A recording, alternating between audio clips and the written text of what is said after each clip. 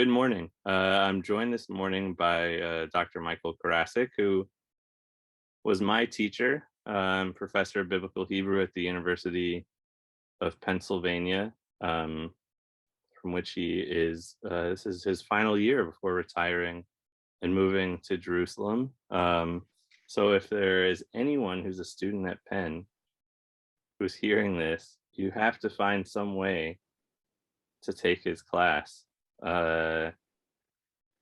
before he's gone. No, I'm gone already. You're gone already? Well, you know what? You missed out.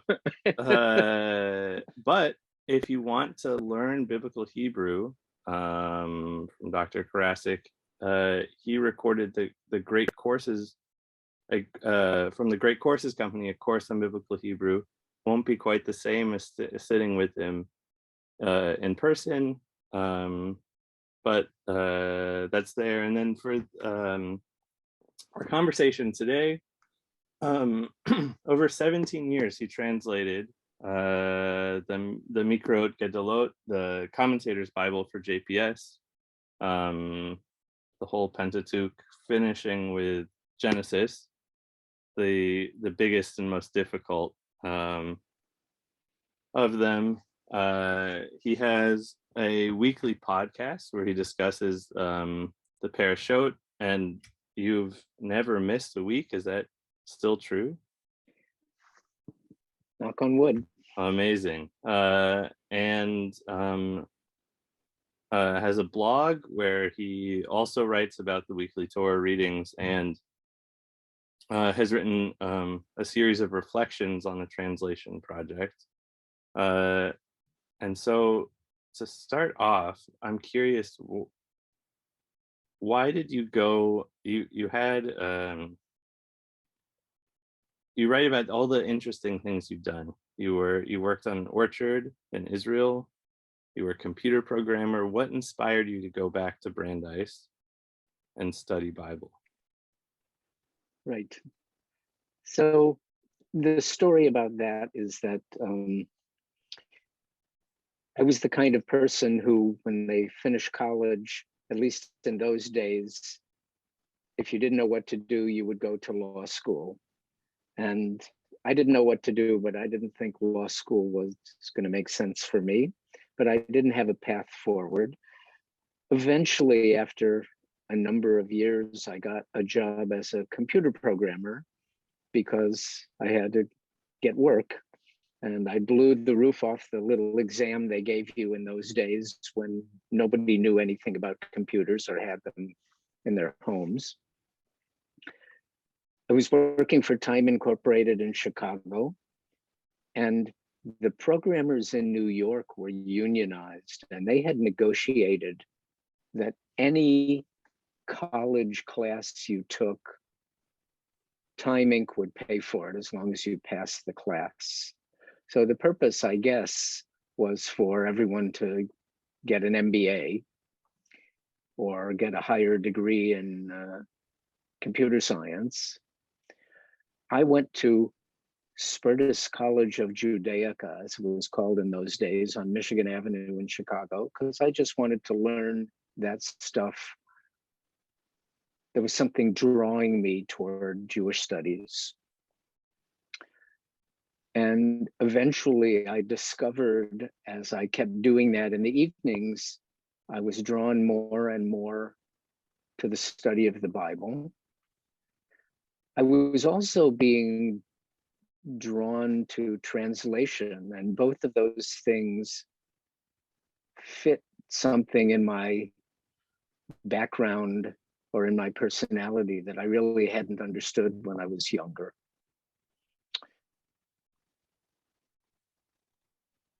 And at a certain stage of the game, well, this is more of my computer programming biography than maybe people want to know, but at Time Incorporated in those days, everyone believed that you either had to quit if you were a programmer, you had to quit after 3 years and go somewhere else, or you were going to be a lifer. I knew I didn't want to be a lifer, so I quit, but I didn't go somewhere else. And I found some freelance programming gigs while I continued to study and to learn. I eventually got a job at something called the Dafka Corporation, which was this little Jewish computing startup in Chicago in those days. They had to lay me off because they ran out of money. And at that stage of the game, by that stage of the game, I had understood that I was interested not just in Jewish studies, but that I was very drawn to the Bible, and I had to learn more. And the only way to learn more by that stage of my studies was to try to get a PhD. So I went to Brandeis after picking, going through a number of different choices. That's the one that I chose. I was pretty sure I was not going to like teaching, but I sort of figured I would have to bite the bullet and do it because that's how you earn a living if you get a PhD. It turned out that I love teaching, even though I have not made much of a living at it, but I really, really enjoy it. I have been able to learn more. And as you mentioned with my Torah Talk podcast, I'm still at least once a week trying to understand something about the Bible that I don't really understand. And when I look around, there's a lot of Bible scholars who, it seems to me, give up on that at some stage in their career, but I haven't given up on it. I still want to know more. Yeah, I think it came through in your teaching, and it comes through in your writing, that you still really love studying the Bible. That there's an evident love for it, which I think made you a wonderful teacher. I could tell stories about your teaching. One that comes to mind and I don't know if you remember this at all, but there was a young woman in the classes were small, which was great. And there was a young woman in the class who set her Bible on the floor, and the color kind of drained from your face, and you said, "I'm sure you didn't mean to, but you've just accidentally set your Bible on the floor." And she picked it up and put it back on. And that has stuck with me about just that it, yes, it was an academic course and it was a serious course. We were learning grammar and syntax, but it was more than that too. The Bible is not just an object of academic study. Okay, so 17 years translating the Mikraot Gedolot. I guess for anyone listening, we should start off. What is the Commentator's Bible? Right. So I think the most important thing is to display a page of it. I don't know how well that's going to show up on your camera. Yeah, it comes through. Good. The Mikraot Gedolot, which means something like the big book of Bible or big verses, has a little bit of the Hebrew Bible in the middle of the page, and all around it are translation and commentaries. It's a format rather than a particular book. You can walk into a bookstore and buy a Mikraot Gedolot, but what's going to be on the page will be different depending on what edition it is. And it's the format that Jews have traditionally always used to study the Bible. People that don't grow up with an intense traditional Hebrew Jewish education, as I did not, have a harder time accessing those resources. And for reasons I discuss in the little, I think I told this story on my Bible Guy blog, I ended up making a sample version of an English copy of one of the biblical stories, the story of the binding of Isaac, just to keep myself entertained and amused and to try to learn something when I was going to be in Tuscaloosa, Alabama for a month in the summer. And it turned into this amazing project that drained 17 years out of my life. My wife told me, and I ended up really accepting her explanation, that this was my tafkid. Tafkid is a Hebrew word. It's not a biblical word, even though the Semitic root of that noun does occur in the Bible. It's a word by which Jews explain some, I guess a Christian would actually say, their mission. Maybe a better English word for a Jew to use would be my assignment on planet Earth.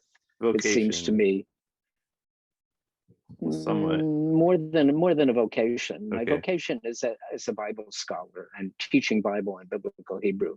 But my assignment seems to have been to do this 17-year project,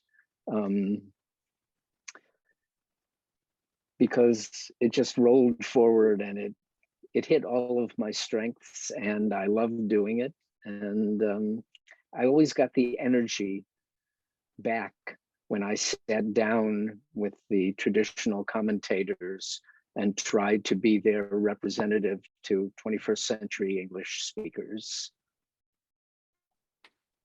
So there are many virtues to this project. I thought one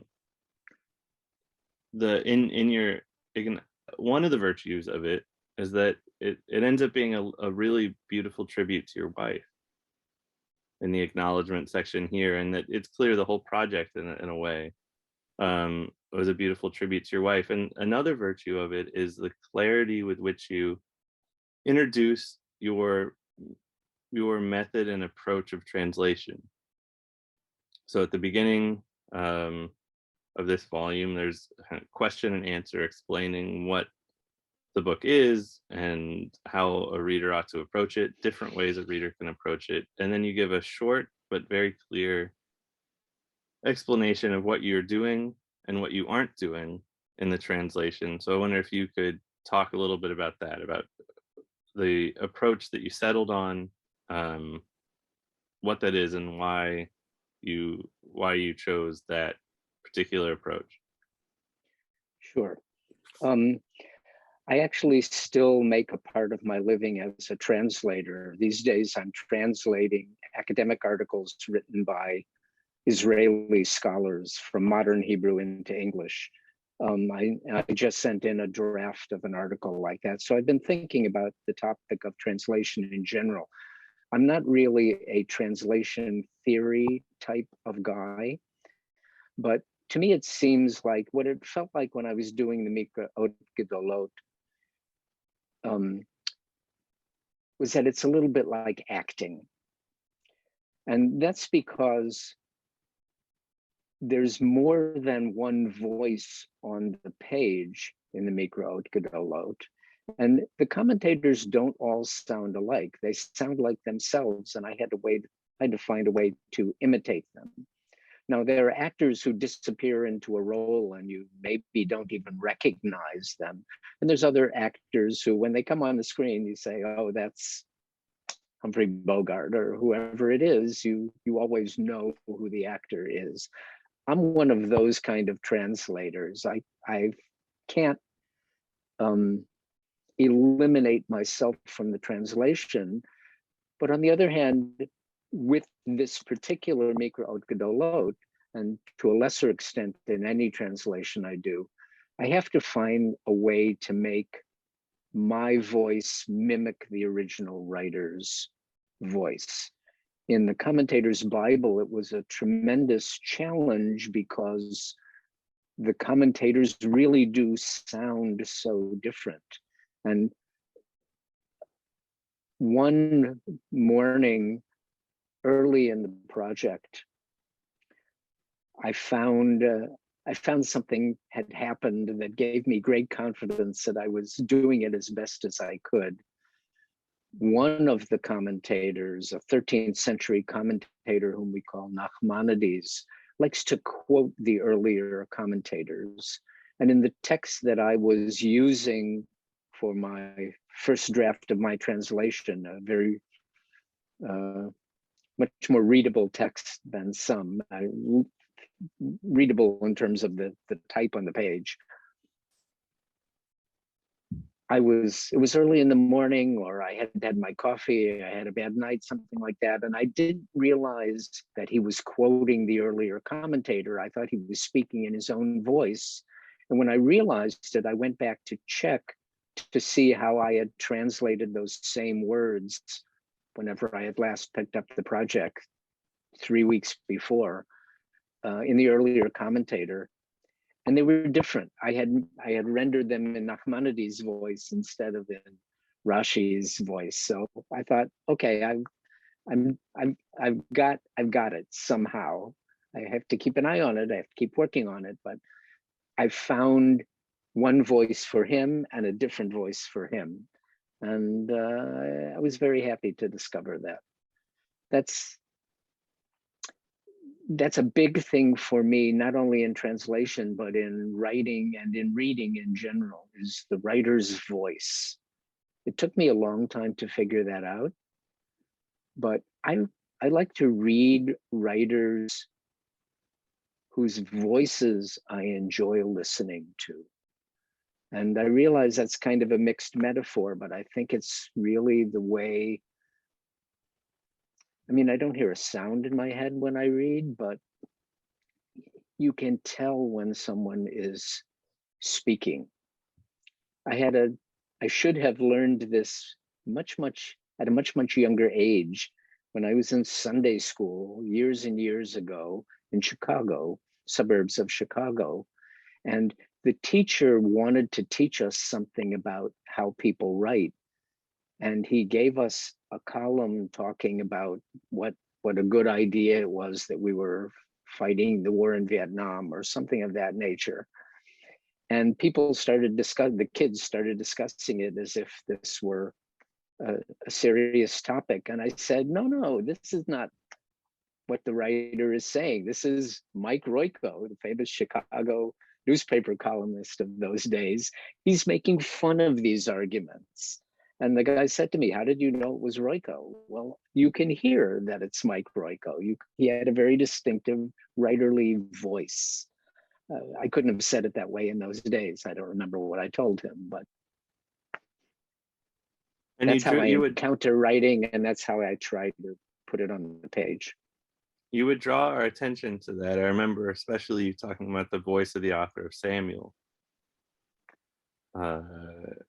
who you compared to Nabokov, actually, not in terms of how he wrote, but in terms of being a master of prose. I don't remember doing that. I actually wrote an article that I'm extremely proud of, saying that reading Nabokov helps you understand the book of Ecclesiastes. I may have said the author of Samuel was at that level. Yes, that's what I mean, at the level, yeah. Right, because both of them do. Nabokov says it explicitly. He provides gifts for his good readers. So if you're an ordinary reader, you may read his novel and like it. The better a reader you are, the more you will see in it, because he's putting things in there just for you. Mozart did this as a composer. He had nice melodies that everyone would love, but the more you knew about music, the more you would love his music, because there are things in there for you at that higher level as well. So let's describe the cast of characters in the Commentator's Bible. So this is a series of, these are the great medieval Jewish commentators. Right. A lot of people listening, probably, if they know anything on the subject, are aware of Rashi, who is if anyone knows anything about medieval Jewish Bible commentary, they know him. I would say more about him for those who don't know. But yeah, he's please, an 11th century French commentator who continues to this day after 1,000 years. Right, his can I do the math in my head? His 1,000th birthday is coming up 18 years from now, and it's not too soon to get the committee together to start a celebration. He is still teaching the Jews Bible and Talmud. And I don't know whether that position that he took will ever be repeated. He's an amazing, amazing guy. And he set out to explain the plain meaning of the text. At least that's what he says that he's doing. Sometimes I feel like I must be a real dolt, because if what he's explaining is the plain meaning, then he even doesn't he say somewhere that he wants it to be the plain meaning as it could be understood by children or something along those lines? That I don't recall, although his commentary is definitely used by children, not by me, by children like me, but children in a more traditional Jewish world. Still today, they teach you with Rashi at a very young age. One of the next two commentators who actually probably ran into each other, at least for a brief period of their lives, have something to say about what you've just mentioned. One of them is Rashi's grandson, who goes by the name of Rashbam. Rashi and Rashbam, and almost anything you hear beginning with an R from the medieval period, are really acronyms of their names, Rabbi so-and-so.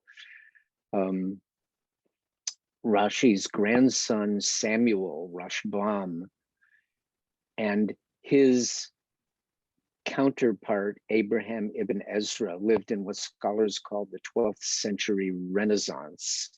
And in the Christian world as well, and this is all happening geographically, not very far from where Rashbam was living in France, there's a tremendous focus in both the Jewish and Christian worlds on what the text says in plain Hebrew, and for the Christians in Greek, I suppose.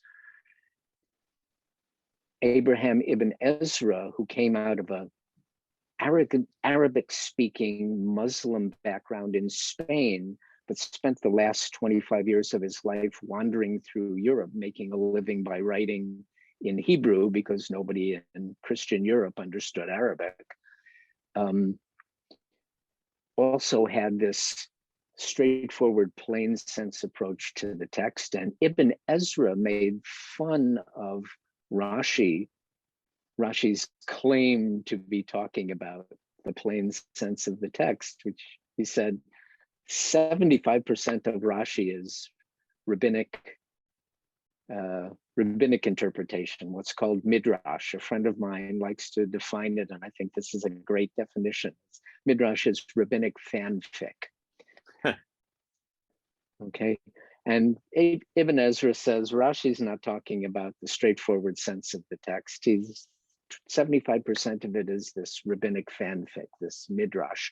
But to give Rashi his due, he does say, I'm interested in what the text says in plain Hebrew and the rabbinic material that explains the problems, that resolves the problems in the text that I can't figure out from a straightforward sense.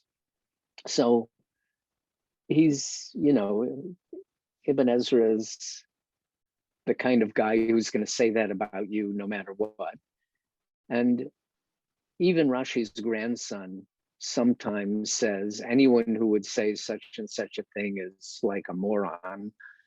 And the person who said such and such a thing was his grandfather. He would never say in plain Hebrew, my grandfather said this, but he was wrong.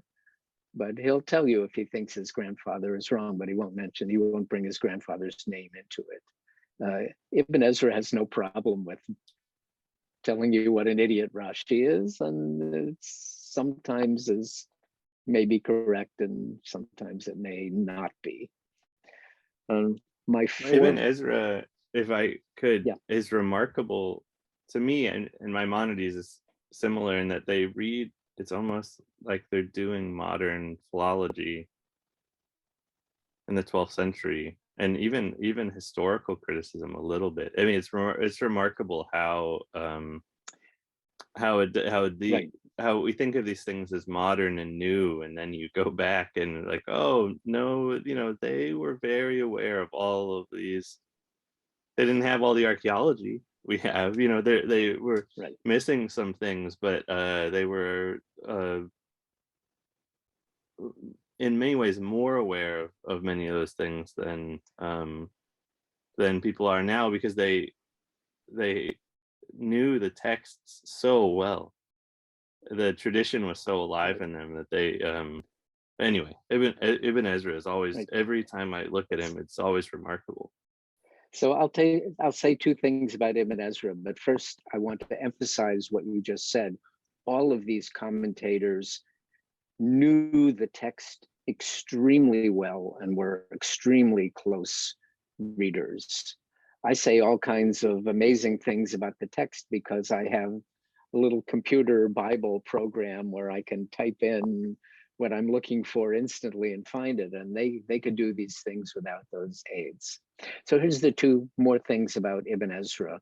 One, because he was a native speaker of Arabic, and because the development of the understanding of the Hebrew language grew a century or two earlier than him in the part of Spain, the Muslim Arabic speaking part of Spain, that's where Hebrew language study developed, because the Muslims there were working on the study of the Arabic language, and Hebrew and Arabic are so closely related. The Europeans didn't have the benefit of that. Every once in a while, I think once or twice, Rashi says something about Arabic, and Ibn Ezra goes, this guy doesn't know any Arabic, right? Or whatever. And the other thing about Ibn Ezra is it's not impossible to trace contemporary university, that is secular biblical scholarship, back to Spinoza. And it's not at all hard to trace Spinoza's perspective on the Bible back to Abraham ibn Ezra, whose commentary he no doubt knew. So there's definitely a continuity there of the kind that you've pointed out. Okay, let's continue with the cast of characters. Yes. There are a few more. There are many more, but the fourth main character is, we've had the 11th century Rashi in northern France, 12th century, his grandson also in northern France, and Abraham ibn Ezra from Muslim Spain, but wandering up through Italy, through France, and eventually dying in England in the 12th century. And now in the 13th century, going back to Spain, but in northern Spain, and it's Christian, a man named Moses, the son of Nachman, Ramban or Nachmanidis. He and Maimonides have these kind of Greekified name, because if you try to say Rambam ending in an M and Ramban ending in an N, it's just too confusing. And so people have these alternate names for them. I should add, because both of us have now mentioned Maimonides, he was one of the great Bible commentators, but he's never going to be in a Mikra Gedolot or in a Bible commentary, because he did not write what we call a commentary, working verse by verse through the Torah or through a book of the Bible. There's a tremendous amount of his commentary in his philosophical and legal writings, but never as a commentary. Nachmanides, who also wrote all kinds of other material, did write a Torah commentary, starting with verse 1 of the book of Genesis and going through to the end of Deuteronomy. He is living in an area and almost in a time when, in another generation or two, the Zohar, the great book of mystical Judaism, is going to appear. He was a professional guy. He was a doctor. He was a physician. He was also a rabbi. He was a great scholar. But he had a mystical perspective that none of the three guys we've mentioned so far had. And he will tell you in his commentary, here's what the verse says. Here's the plain sense interpretation of the verse, what I call in my translation, the straightforward sense. The Hebrew word is pshat, what's laid out before you in Hebrew. And then he says, but according to the way of truth, bederech ha'emet, the path or the way of truth or the method of truth, here's what it means. And then you can't understand him because he's deliberately being obscure. He's conveying all sorts of mystical understandings that you're really not supposed to pass along in a way that people would understand unless they already have had some mystical learning. It's what today's people on the street would call Kabbalah. He calls it the way of truth. And the famous example that's known from him is that he understands the Torah, the Chumash, the Pentateuch, to be a series of names of God. And that the way we read it is just one way to read it. You could actually read it in many different ways, depending on the different ways you would divide up the letters. So instead of saying at the beginning of the book, in the beginning, or when God began to create, Bereshit bara Elohim, he said you could divide up those same Hebrew letters and get the Hebrew phrase, Barosh Yitbarei Elohim. At the beginning, God brought himself into existence. And I'll go further and say, because this is the big issue for him, and I don't claim to understand it very well. Elohim, the Hebrew word that is conventionally translated as God, is just one of the words used to talk about God in the Bible. And he says every time they use a different word to talk about this being, it has a different mystical connotation. And most of that he's just going to hint at. And every once in a while he will actually say, because he had an unusual relationship with Ibn Ezra, he'll say, Ibn Ezra didn't understand this because he got to it on his own and he didn't have a teacher. So he got it a little bit wrong. I'm going to add one more thing, if I may, which that comment leads me to, is that all of the later commentators have a relationship with the earlier commentators, with all or with many of them. Least of all, Rashi's grandson, Rashbam, who became a little bit obscure in future centuries. But most of the others, and certainly the ones who would be mentioned in the commentator's Bible, the later you get, the more the commentators are talking about the earlier commentators and not about the Bible. So when I started the project, I actually was thinking of leaving the Middle Ages and coming forward as far as the end of the 19th century. And I finally kind of closed that down for a number of reasons and said, I've got to stop it right here. And I drew the line. Essentially, I let one guy from Renaissance Italy sneak into the extra comments at the bottom of the page, and that's where I drew the line. Focusing just on the commentators you just mentioned. Yes. Could you talk a little bit about their different voices and the challenges that they posed for you as a translator? over your 17-year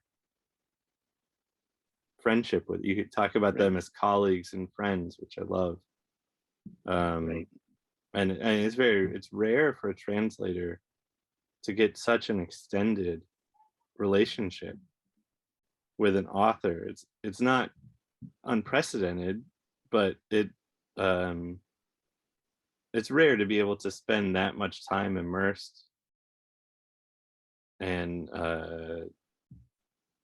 in the work. So yeah, I'm curious to hear about their different, the voices of Rashi and the rest, and how Okay. they're different from one another, and how you approached translating them. Well, there's a difference in this project that I guess most translators don't have. So when you talk about a translator who's connected with a single author for so many years, I'm thinking of the novels of Amos Oz, the Israeli writer, which were all, or almost all, I don't know about the very beginning, all translated by one translator who's actually a very good Jewish scholar on his own, Nicholas DeLang, but he also was the translator of Rashi, of Amos Oz's novels, and they had a relationship that extended over far more than 17 years. My project is a long project, but I was juggling multiple guys, not just the four we've talked about, but another half dozen or so whose commentaries I read and I included excerpts from. Now, there's one more thing I need to add for your listeners who may not realize this. Once you are working on a text of traditional Jewish learning, you're looking at a text that has multiple levels of Hebrew in it.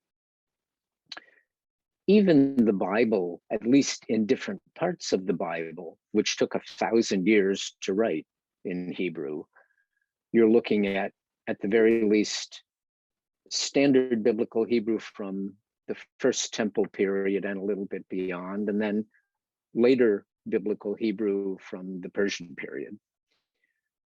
Once you get into rabbinic literature, and certainly into later literature, going all the way through the 20th century with the novels of Agnon, who won the Nobel Prize in 1966,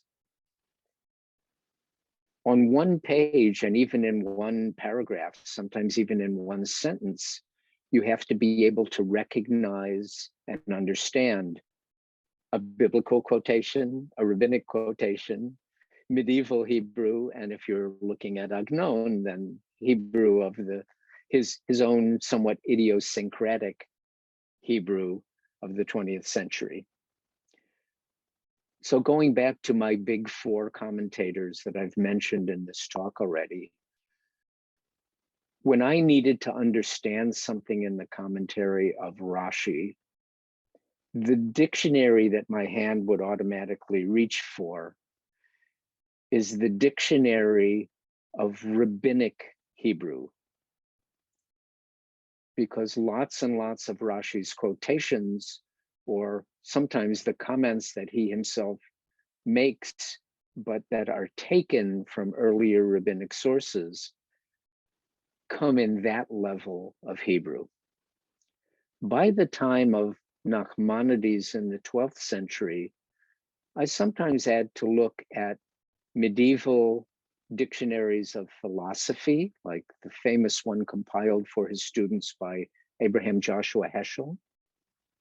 And sometimes even in later modern Hebrew dictionaries. Nachmanidis didn't speak Israeli Hebrew, obviously, but he's at a level of Hebrew that is represented in a dictionary only in modern dictionaries. So the language changes over the centuries in a way that, how can I best put it, there's sort of an accretion of Hebrew the later you get. A modern Israeli writer who's not interested in traditional Jewish sources is going to write in one level of language with perhaps an occasional citation from something earlier that people use anyway that he may not even realize is a traditional comment. But all of the people who are writing in the tradition are familiar with and will casually use Hebrew and Aramaic from the earlier sources, and being able to recognize when the voice has changed in that way is essential to understanding the text. I taught a course last year, not at Penn, but at a rabbinical college, on this material, which is called Parshanut, exegesis, I guess, traditional Jewish exegesis. And the big thing for me was to be able to get them learning how to hear the different levels of language in a single paragraph, even a single sentence of some of this traditional material. So there's no way to do that except by jumping into the pool and swimming around for 17 or 20 years. And when the commentators write, they'll switch between them without pause. Correct. It'll be a quotation from the Bible and then a rabbinic quotation and their own thing, and it's all mixed together. What you were saying about Agnon, who, if anyone out listening to this has never read Agnon before, you really must. I mean, Agnon he's writing in a register that's almost biblical. I think he understood what his own writing project to be explicitly adding to the Jewish canon.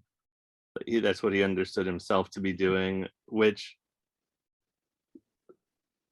seems ridiculous, but when you read him, I don't know, he's good enough that it's a project to be taken seriously. But it reminded me of something that Israeli writer David Grossman talks about, which is in his youth, there really wasn't much modern Hebrew to read. It just wasn't. And so they all read Bible. They read what they could get. You know, his generation was very linguistically peculiar for that reason. So he talks about in his writing, he has all kinds of biblical Hebrew and so on, because that's what was around. I hadn't heard that, but it's quite interesting. Makes a lot of sense. But yeah, the different. So I'm still really curious about the voices. So you talk about within each commentator there are multiple voices and multiple levels. But I'm curious to hear more about the different voices between the differences between, not so that's the voices within, say, just Rashi, but I'm curious to hear about Rashi versus Ibn Ezra versus Nachmanidis and so on. Right.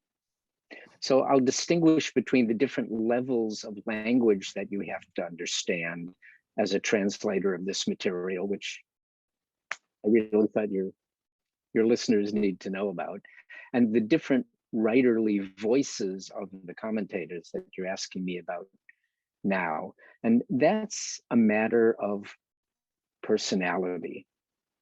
So when I hear your speaking voice audibly, I know it's you because I just recognize that's your voice. So if I would walk down the street and hear you talking, I would know that it's you. There's something about that in the best writers, I would say, and all of these guys have it. And I don't really know how to describe it other than as it shows me something about their personality. So Rashi is a very sweet man. Elie Wiesel once wrote a book that he introduced with some personal words, and the very first words of his essay were, "I love Rashi." Okay, and it's easy to understand why someone would. There's a sweetness that comes off the page when you read him.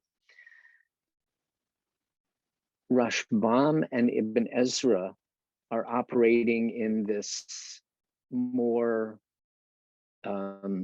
this 12th century Renaissance, more scholarly, but very much aware that they are somehow fighting to get the straightforward sense of the text on the page and to make it, to not let traditional rabbinic interpretation drown it out. Even though they both say, and Rashbam certainly believed, that the traditional interpretation was extremely important, maybe more important than the task they were doing. Once you get to Nachmanidis in the 13th century, I don't think he's fighting that battle anymore.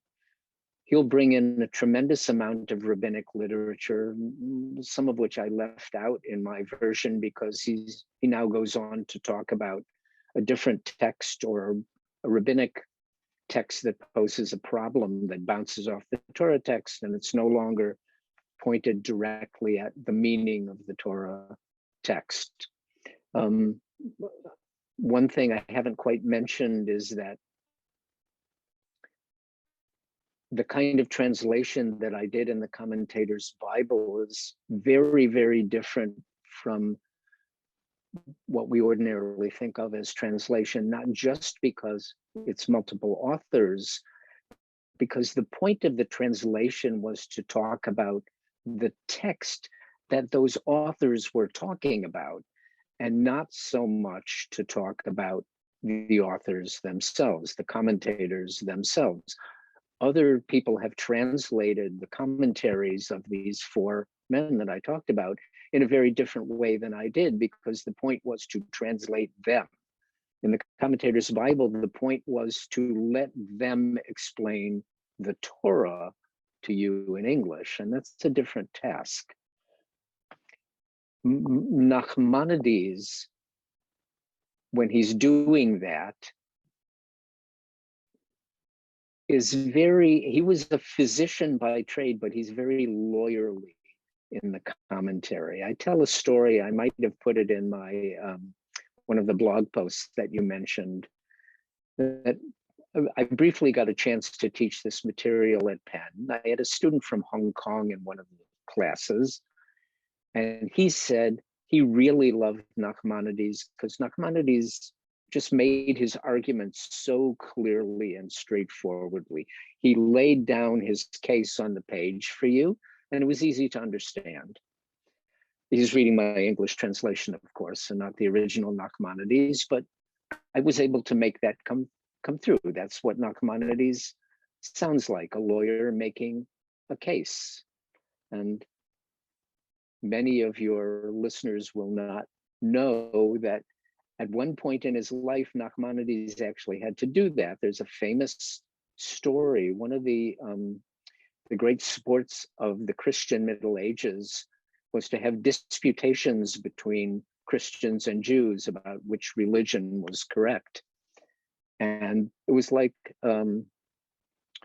wrestling, professional wrestling. The Christians always won them, except once. Nachmanides was involved in a disputation of this kind, and apparently the king who set it up wanted this to be a fair fight, and he didn't want the fix to be in. The Christian description of this disputation is that they won, but Nachmanides' description of it is that he won. And he did so by doing what he does in his commentary, making a case. And you can hear that, if I can keep using that metaphor, when you read his commentary. He's not only telling you what he thinks, but he's showing you why you should agree with him. And if anyone listening is interested in this idea of disputation, there's a medieval text, the Kuzari, which is a kind of three-way argument, maybe even four-way argument about Judaism, Islam, and Christianity. Very interesting, very strange text. If I'm not Not quite the mistaken, same there's a thing. philosopher in there Yeah, too. there's a philosopher in there too. Yeah, to get the I don't Aristotelian think is there's also much of an represented. argument. The Jew gets most of the ink. Yes. Yeah. Very interesting and strange book. What did you? What did you?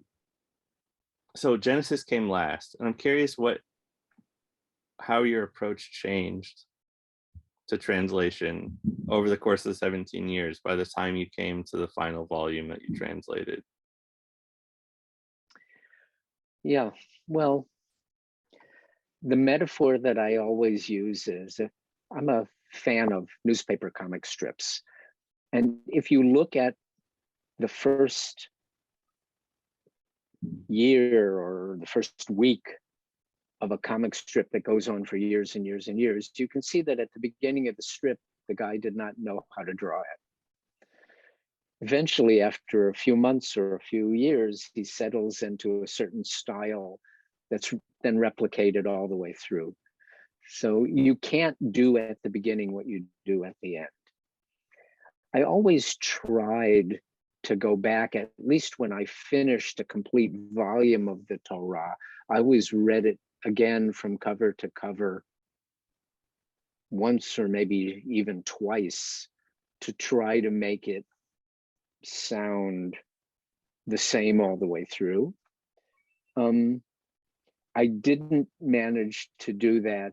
There are things in some of the earlier volumes, and I want to emphasize, as you've just pointed out, I actually started with volume 2, Exodus, finished the complete Torah with Deuteronomy, and then went back and did Genesis last.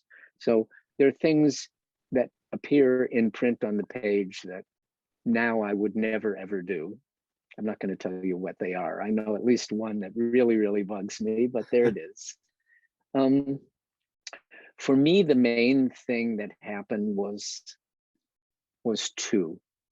So I have to give credit to my teacher at Brandeis. He's now at Duke, Mark Brettler, who told me when he found out this project was going to happen, he said, start with Exodus. Because if you look at the first verse of Genesis, you're going to turn around and run in the opposite direction and never do any of this, okay?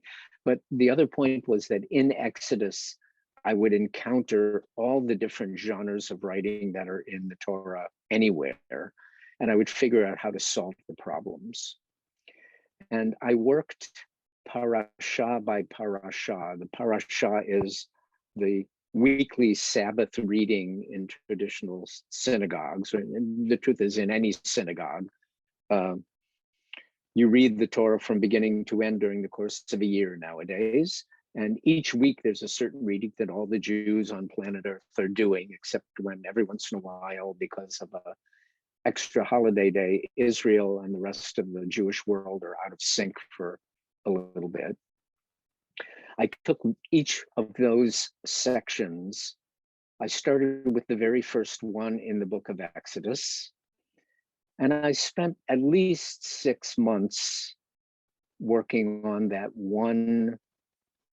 It's about 5 chapters of a little bit, the verse or two of chapter 6 of the book of Exodus, to decide how I was going to do the translation, who was going to be on the page, how I was going to mimic their voices, what to include and what to disinclude. So that's one stage of the process. The next stage is, because although I had had a certain amount of university training in traditional Jewish exegesis, one semester, this is not the material I did my PhD in. I'm a Bible scholar in terms of my academic understanding.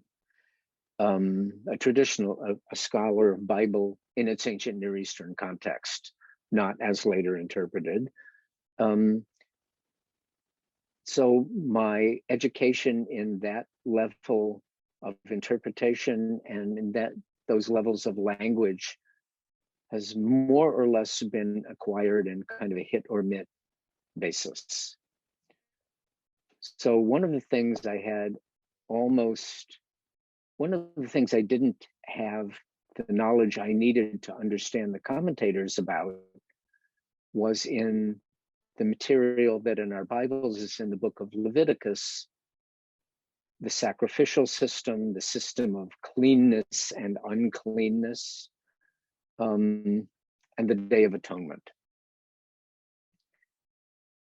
But while I was doing this project, I also, for reasons that I think I discuss in that blog post series on my Bible Guy site, I ended up learning the Talmud for 7.5 years on the page-a-day program, the Daf Yomi program. And while doing that, I studied the Talmudic tractate that discusses the Day of Atonement just before I was going to begin the book of Leviticus. And so I got my background to understand the commentators, and certainly Rashi, the more traditional of the commentators, by having studied the Talmudic material that they knew and that they assumed their reader would have some knowledge of. So I was learning all these different kinds of things, and the same thing with, to a certain extent, mysticism, to some extent, philosophy, and to a large extent, Jewish law. I was learning as I would go the material that I needed to be able to understand the commentators, what they assumed their readers would need. And that's something else that I did as a translator. I had to decide when I can let the commentator add a word or phrase in English that's not in the original Hebrew, because if he were writing in 21st century English, he would know that his readers wouldn't know this, when I could just add it in the commentator's voice, and when, much more rarely, I had to put in a note and let me speak in my own voice, because to put it in the commentator's mouth would be too much. That, I think, is also not the kind of challenge, certainly, that the translator of an ordinary novel has. Maybe with Agnon. I mean, you were essentially translating a dozen books at the same time. Correct. But then having to fuse them together, it's remarkable. What's at stake for you? What was and is at stake for you in these translations? I don't know whether at stake is the word that I would have used, but I talked about the energy I got from doing this project. Anyone who's ever taught a class knows, and perhaps it's just anyone who's spoken in public knows, that sometimes your audience gives you back the energy that you're putting in, and maybe even more. Sometimes they just drain it out of you, and it's exhausting to be with the group. I was lucky enough that the first group of students that I taught, the first class I ever taught, was an unbelievably great class that gave me that energy back all the time. And the guys always did that. The guys, that is, the people on the page of the commentator's Bible that I was translating, whom I referred to by that phrase, I always get the energy from them. One advantage for me is that even though the overall task took an enormous chunk of my life, the task at any particular moment was a very short and defined one. at most a paragraph and sometimes as little as a word. And I would be spending half an hour to figure out whether the English word that I had chosen was the correct word, that I had understood the commentator correctly, and that was the word that was going to convey what the commentator wanted to say in the best possible way in English. And that kind of focused task somehow was my strong suit, is my strong suit. And so that was a big plus in doing this project. To try to answer your question about what was at stake for me, which is not really the way I was thinking about it all those years, is what was at stake for me was learning about the Torah and learning about the commentators themselves. I also mention, I say this whenever I have the chance to talk about the project, and I said it in one of the blog posts as well. There's a scholar who was at Penn, but before my time, and I never got to meet him, named Judah Golden. And David Stern, who was at Penn in my time and now is at Harvard, wrote in an appreciation of Judah Golden what Judah Golden said about translating. And he said, a scholar must translate, a scholar of a text must translate that text to be sure he understands it. And it's very common for Israeli scholars to talk about Hebrew texts and just quote them because it's in Hebrew too, right? So why do I have to translate it for you?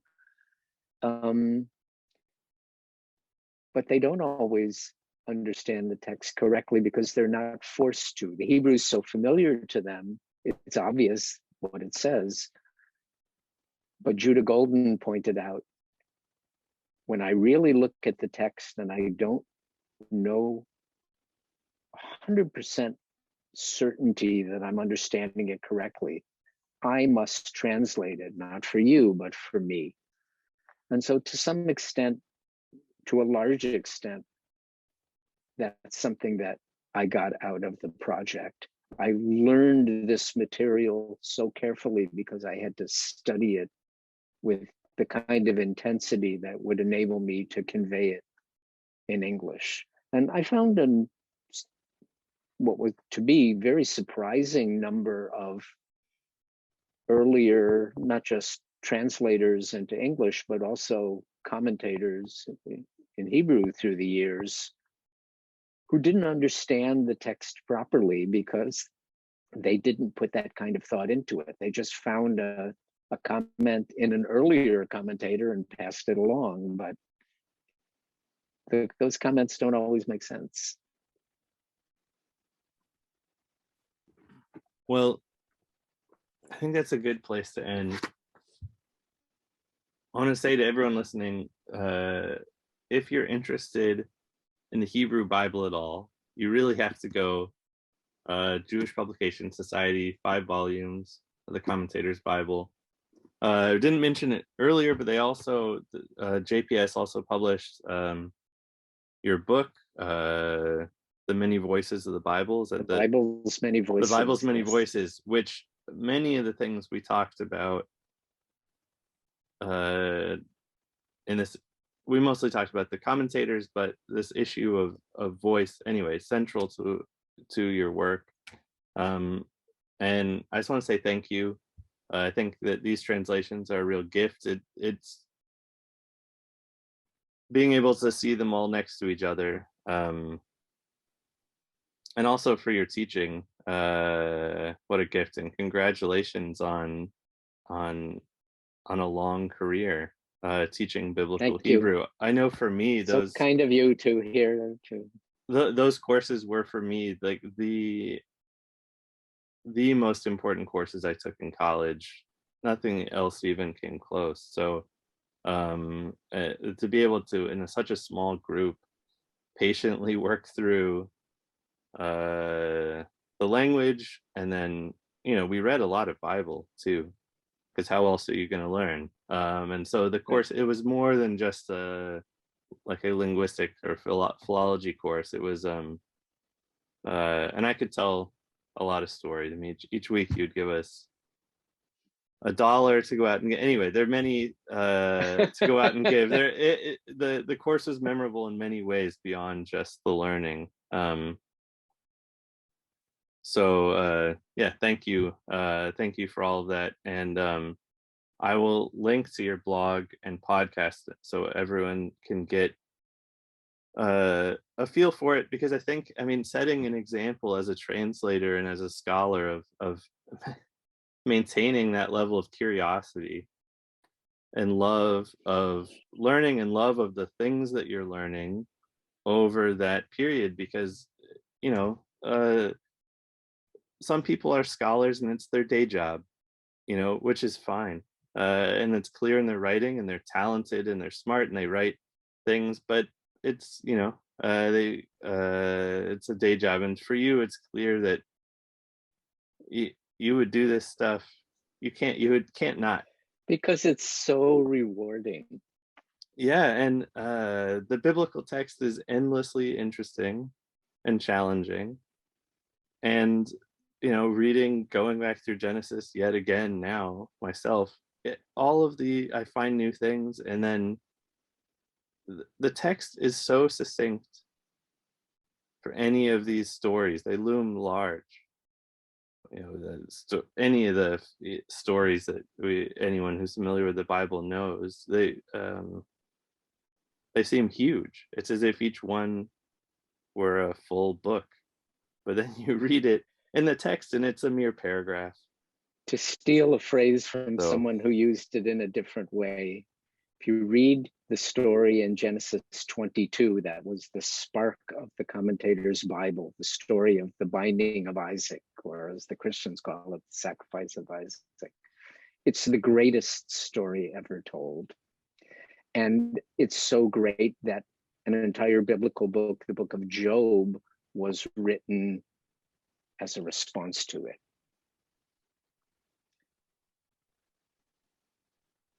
And I could talk for another 2 hours, but another 2 years. I mean, no one understands it. No one understands, like, the binding of Isaac is as deeply mysterious now as it ever was, and we have thousands of years of couple thousand years of commentaries on it from myriad perspectives, and I think it's just as I'll say mysterious now as it one ever more was. thing. This Yeah, is the please. last one more thing that I'll say. Yeah. Lots of people who think they are interested in the Bible are really interested in Bible stories. But the Bible stories often are not what the Bible actually says. And when you discover the difference between the story that you learned as a little kid and the way it's actually written in the Bible, that's when you have to learn more. Perfect. Thank you.